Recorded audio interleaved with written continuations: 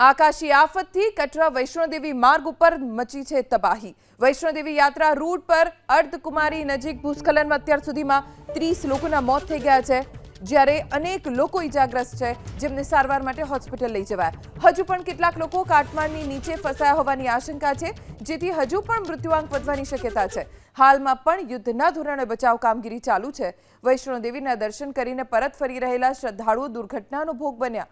ખરાબ હવામાનના કારણે વૈષ્ણોદેવી યાત્રા પણ મુલતવી રાખવામાં આવી છે।